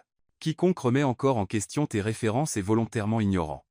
La voiture s'arrêta sur le tapis rouge, et Emma sentit ses nerfs se crisper. À travers les vitres teintées, elle pouvait voir le mur de photographes, les cordons de velours, le chaos contrôlé de l'un des événements sociaux les plus prestigieux de New York. « Prête ?» demanda Julian. Emma prit une profonde inspiration, se souvenant des conseils d'Evelyn Foster sur le fait de se définir soi-même plutôt que de laisser les autres le faire. Prête. À l'instant où ils sortirent de la voiture, les flashs des appareils photo explosèrent autour d'eux. Emma s'était quelque peu habituée à l'attention médiatique au cours des 3 derniers mois, mais c'était à un tout autre niveau. Elle pouvait entendre les photographes crier leur nom, les reporters poser des questions, les fans hurler derrière les barrières. Emma. Julian. Par ici. Mademoiselle Larson, quel effet ça fait de sortir avec le célibataire le plus convoité d'Amérique? Monsieur Foster, un commentaire sur les rumeurs de fiançailles? Cette dernière question les fit tous deux s'arrêter. Ils avaient été prudents pour ne pas discuter de mariage publiquement, bien que les spéculations aient été constantes depuis que les commentaires d'Evelyn sur la planification de mariage avaient fuité dans les colonnes de Potin. Continue à marcher et souris, murmura Julian, sa main stable dans son dos alors qu'il montait les marches du musée. À l'intérieur du musée, l'atmosphère était plus contrôlée, mais non moins intense. L'élite de la société américaine se mêlait sous des œuvres d'art inestimables. Le champagne coulait à flots, et des conversations qui façonneraient la politique et la culture pendant des mois se déroulaient dans des apartés chuchotés. Emma Larson, une voix familière retentit à travers la zone de réception bondée. Emma se tourna pour voir Elizabeth Harper, la rédactrice en chef de Harper's Bazaar, approcher avec un sourire chaleureux. Elizabeth avait été l'une des premières figures médiatiques majeures à soutenir publiquement Emma lors des premiers jours de l'examen. Elizabeth, ravie de vous voir. Vous êtes absolument éblouissante, ma chère, et félicitations pour l'article dans The Atlantic. Un travail brillant. Merci. Cela signifie beaucoup venant de vous. Avez-vous pensé à des propositions de livres? J'ai plusieurs éditeurs qui seraient très intéressés à développer ce thème de la responsabilité des entreprises dans une enquête complète. Avant qu'Emma ne puisse répondre, il fut rejoint par David Kim, le reporter d'investigation dont la série primée par le Pulitzer sur la corruption politique avait inspiré Emma à poursuivre le journalisme en premier lieu. La fameuse Emma Larson, dit David avec un sourire. Je dois l'admettre, quand le buzz sur les réseaux sociaux a commencé, j'étais sceptique. Mais cet article dans The Atlantic, un travail exceptionnel. Vous avez des sources dans des endroits dont la plupart d'entre nous ne peuvent que rêver. La conversation se prolongea pendant plusieurs minutes, avec Elizabeth et David discutant d'idées d'articles, de collaborations potentielles, et de l'état actuel du journalisme d'investigation. Emma se retrouva à se détendre alors que la discussion s'éloignait de sa relation et se concentrait purement sur son travail professionnel. Excusez-moi, une voix tranchante interrompit, je n'ai pas pu m'empêcher d'entendre. Ils se tournèrent pour voir une femme dans la cinquantaine avec des cheveux blonds parfaitement coiffés et un sourire qui n'atteignait pas ses yeux. Emma la reconnut immédiatement. Barbara Langston, chroniqueuse de Potin pour le New York Post et l'une de ses critiques les plus sévères. Barbara, dit Elizabeth froidement. Ravi de vous voir, Elizabeth. David, si bon de vous voir tous les deux. Et mademoiselle Larson, bien sûr. Je disais justement à mes lecteurs combien il est fascinant de voir quelqu'un tirer parti d'une relation amoureuse pour des opportunités professionnelles. Le commentaire fit l'effet d'une gifle. Emma sentit ses joues s'enflammer, mais avant qu'elle ne puisse répondre, David s'avança. Barbara, c'est une perspective intéressante, étant donné que l'article d'Emma dans The Atlantic était en cours de développement bien avant qu'elle ne rencontre Julian Foster. En fait, si vous aviez fait vos recherches, vous sauriez qu'elle enquêtait sur les malversations d'entreprises tout en vivant de salaire en salaire. Pas vraiment les actions de quelqu'un motivé par l'ambition sociale. Bien sûr, répondit Barbara avec aisance, bien qu'on puisse se demander sur le timing de la publication. Si pratique d'avoir une plateforme aussi prestigieuse juste quand elle avait besoin d'établir sa crédibilité. Le timing, intervint Elizabeth, a été déterminé par notre calendrier éditorial et l'achèvement des recherches d'Emma. The Atlantic ne publie pas d'articles comme des faveurs à qui que ce soit, peu importe avec qui ils sortent. Emma trouva sa voix. Madame Langston, je comprends votre scepticisme. Les circonstances de ma relation avec Julian sont inhabituelles, et je sais qu'il est plus facile de supposer le pire des motivations des gens, mais je vous encourage à me juger sur mon travail, pas sur ma vie personnelle. Comme c'est noble. Dit Barbara avec un sourire condescendant, bien que je ne puisse m'empêcher de remarquer que votre travail a certainement bénéficié de votre accès à la salle du conseil de Foster Enterprises, n'est-ce pas? Étonnant comment les portes s'ouvrent quand on couche avec la bonne personne. L'accusation resta suspendue dans l'air comme du poison. Emma sentit sa composure soigneusement construite commencer à se fissurer. C'était exactement ce qu'elle craignait, que peu importe ce qu'elle accomplissait, il y aurait toujours des gens prêts à le diminuer en attribuant son succès à sa relation plutôt qu'à ses capacités. Ça suffit. La voix de Julian trancha la tension comme une lame. Il apparut à côté d'Emma, son charme habituel facile remplacé par quelque chose de beaucoup plus dangereux. Barbara, je crois que vous devez des excuses à Emma. Monsieur Foster, comme c'est galant. Bien que je faisais simplement une observation sur vous, insinuer que ma petite amie a échangé des faveurs sexuelles pour une avancée professionnelle, dit Julien, sa voix mortellement calme. Ce qui est non seulement offensant, mais manifestement faux. L'enquête d'Emma a commencé des mois avant que nous nous rencontrions, impliquait des entreprises sans lien avec Foster Enterprises, et a été complétée en utilisant des sources qu'elle a développées à travers des années de journalisme éthique. Julien, c'est bon, dit doucement Emma, bien qu'elle soit reconnaissante pour sa défense. Non, ce n'est pas bon. Les yeux de Julien ne quittèrent jamais le visage de Barbara. Vous voulez me critiquer? Très bien. Vous voulez remettre en question mes décisions commerciales ou mes qualifications? Allez-y. Mais Emma a gagné sa réputation par son talent, son intégrité et son travail acharné. Quiconque suggère le contraire est soit ignorant, soit malveillant. Eh bien, dit Barbara, visiblement décontenancée par la confrontation. Je n'avais certainement pas l'intention d'insinuer, si, vous l'aviez, interrompit David. Barbara, je vous connais depuis 15 ans, et vous ne dites jamais rien que vous ne pensez pas. La question est de savoir si vous allez vous excuser pour une attaque sans fondement contre l'intégrité professionnelle d'une collègue. La petite foule qui s'était rassemblée pendant la confrontation attendait dans un silence tendu. Barbara regarda autour d'elle, réalisant clairement qu'elle avait dépassé les bornes devant des témoins qui n'hésiteraient pas à rapporter son comportement. Bien sûr, ai-je mal parlé. Mademoiselle Larson, je m'excuse si mes commentaires ont semblé minimiser vos réalisations professionnelles. C'était une excuse à contre-cœur au mieux, mais Emma l'accepta gracieusement. Merci, Madame Langston. Je l'apprécie. Barbara se retira, mais la rencontre avait secoué Emma plus qu'elle ne voulait l'admettre. Alors que la foule se dispersait et que les conversations reprenaient, elle s'excusa pour trouver un coin tranquille pour se ressaisir. Elle se retrouva dans une alcôve relativement isolée près de l'aile égyptienne, essayant de digérer ce qui venait de se passer. Malgré toute la couverture positive, malgré le succès de son article dans The Atlantic, il y avait encore des gens qui ne la voyaient que comme une croqueuse de diamants qui avait eu de la chance. Emma, Abigail Foster apparut à ses côtés, l'air inquiète. J'ai vu ce qui s'est passé avec Barbara Langston. Ça va? Ça va, dit Emma automatiquement, puis soupira.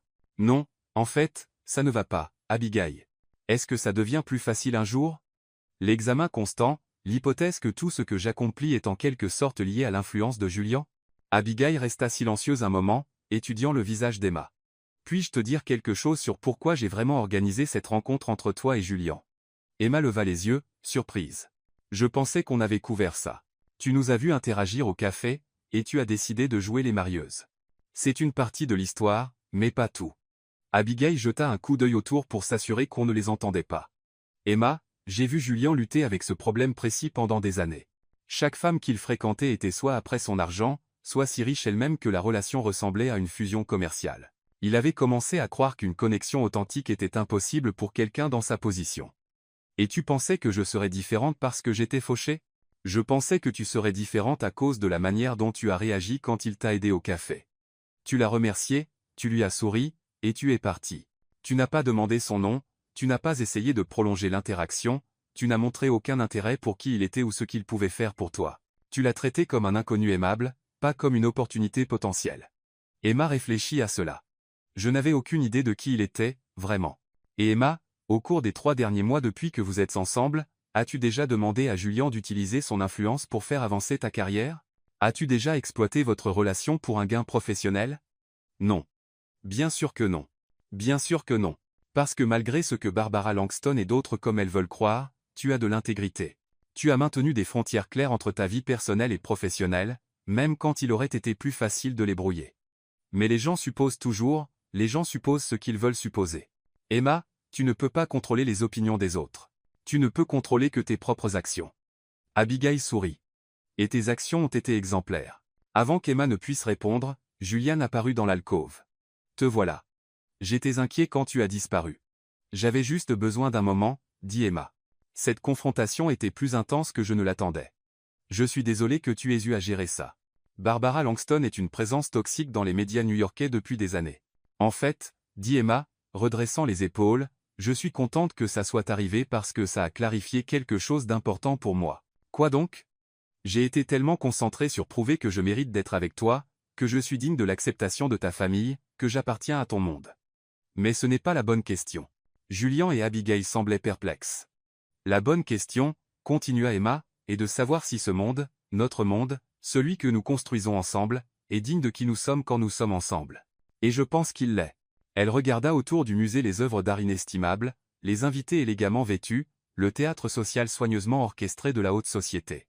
Tout cela est magnifique, et je suis reconnaissante d'en faire partie. Mais ce qui le rend significatif, ce n'est pas le luxe ou l'exclusivité.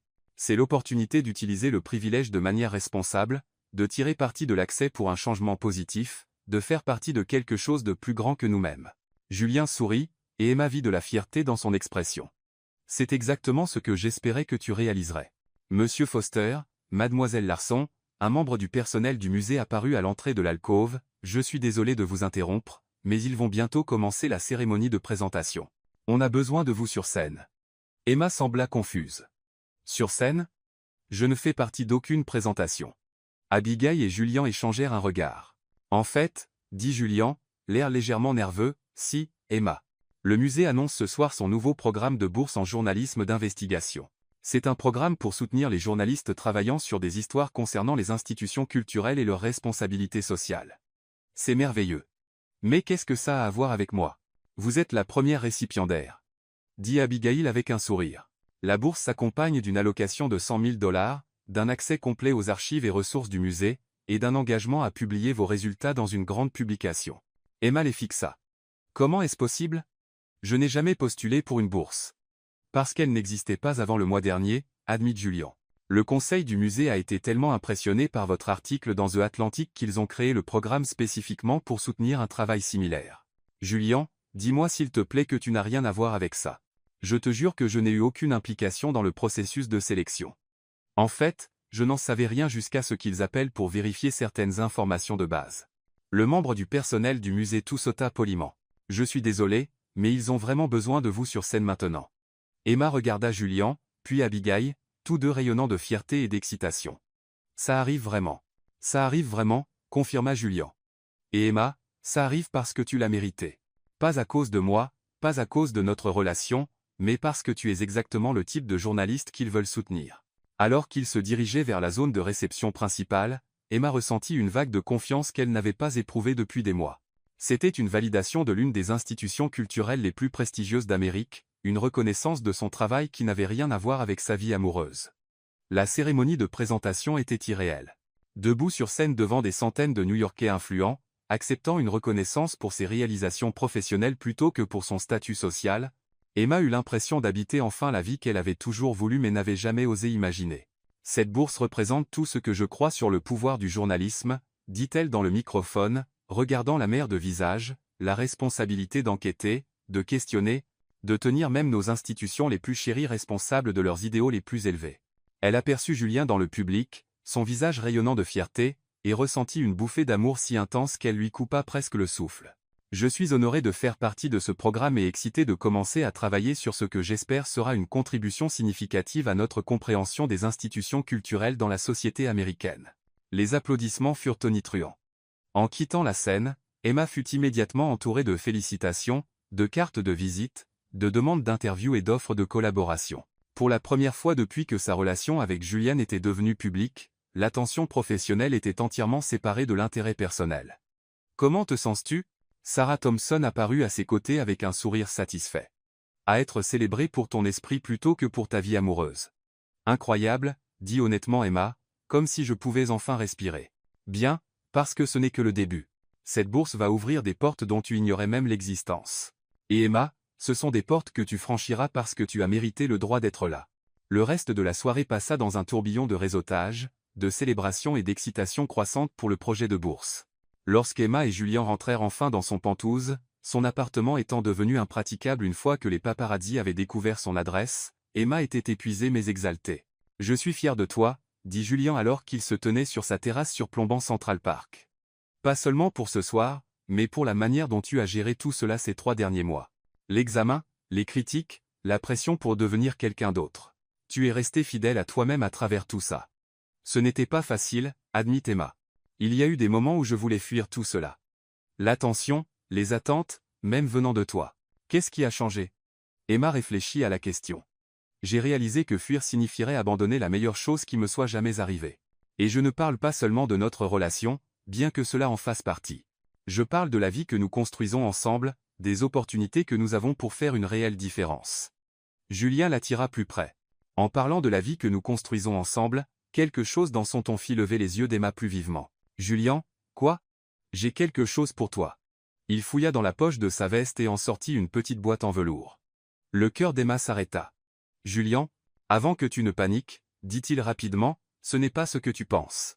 Ou plutôt, ce n'est pas encore ce que tu penses. » Il ouvrit la boîte pour révéler non pas une bague de fiançailles, mais une clé, ancienne, ornée, clairement vintage. C'est la clé de la maison dans les Hamptons, celle à côté du domaine de ma grand-mère. La nervosité de Julien était évidente maintenant. « Je l'ai achetée le mois dernier, en pensant, en espérant, que peut-être tu voudrais y passer les étés avec moi comme un endroit qui est à nous. Pas à moi ou à toi, mais à nous. » Emma fixa la clé, comprenant sa signification. Ce n'était pas seulement une question d'immobilier. C'était une question d'engagement, de construire une vie commune, de franchir la prochaine étape sans se précipiter dans le mariage avant qu'ils ne soient tous deux prêts. « Julien, c'est magnifique, mais je ne peux pas te laisser m'acheter une maison. Tu ne me laisses rien t'acheter. Je te demande de partager quelque chose avec moi. Il y a une différence. » Emma prit la clé, sentant son poids dans sa paume. « Et mon indépendance, ma carrière ? Je ne veux pas devenir quelqu'un qui orbite autour de ta vie. C'est exactement pourquoi j'ai acheté la maison. Elle a une aile séparée qui serait parfaite comme studio d'écriture, lumière naturelle, espace bibliothèque, intimité complète quand tu as besoin de travailler. Tu pourrais l'utiliser comme base pour tes recherches de bourse ou pour le livre dont Elisabeth a parlé. » Tu écoutais cette conversation. J'écoute toujours quand les gens parlent de combien tu es brillante. Et Marie, sentant une partie de sa tension s'apaiser. « Alors, c'est quoi, exactement ? Une cérémonie d'engagement pour des gens trop pratiques pour des fiançailles ? C'est moi qui dis que je t'aime, que je veux construire une vie avec toi, et que je suis assez confiant en ce que nous avons pour investir dans notre avenir commun. » Julien s'arrêta. Et peut-être, si les choses continuent d'aller bien, il pourrait y avoir un autre type de clé dans un autre type de boîte dans un an ou deux. Juste une clé, pour l'instant. Juste une clé pour l'instant. Emma regarda la ville qui s'étendait sous eux, pensant au chemin qui les avait menés à ce moment.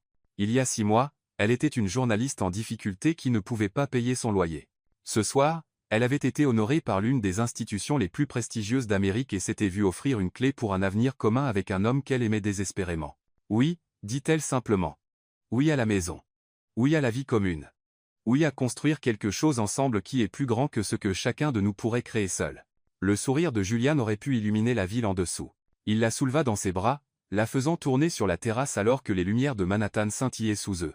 « Je t'aime, Emma Larson, dit-il lorsqu'il la reposa enfin. Je t'aime aussi, Julian Foster. Même si tu es complètement fou. Assez fou pour croire en une perfection accidentelle. Assez fou pour croire en un bonheur intentionnel. » Alors qu'ils s'embrassaient sous les étoiles, Emma réfléchit à tout ce qui avait changé depuis l'erreur parfaite d'Abigail qui les avait réunis. Ce qui avait commencé comme une tromperie était devenu le fondement d'une honnêteté complète. Ce qui avait débuté comme une transaction financière s'était transformé en un investissement émotionnel. Ce qui semblait être un décalage impossible s'était révélé être une complémentarité parfaite. La fiancée accidentelle était devenue une partenaire intentionnelle, prête à construire une vie qui honorait à la fois son indépendance et leur connexion. Et si parfois cette vie devait être vécue sous les yeux du public, avec tout l'examen et la pression que cela impliquait, au moins elle serait vécue authentiquement, avec intégrité et avec amour. 6 mois plus tard, lorsque Julien lui présenta une boîte différente contenant une promesse différente, la réponse d'Emma serait tout aussi simple et tout aussi certaine, oui à lui. Oui à eux. Oui à la vie belle, compliquée, parfaitement imparfaite qu'ils créaient ensemble. Mais c'est une autre histoire entièrement. Pour l'instant, il suffisait de se tenir sur une terrasse surplombant la ville où ils s'étaient trouvés, tenant la clé de leur avenir commun, et sachant que les meilleures erreurs mènent parfois aux choix les plus intentionnels.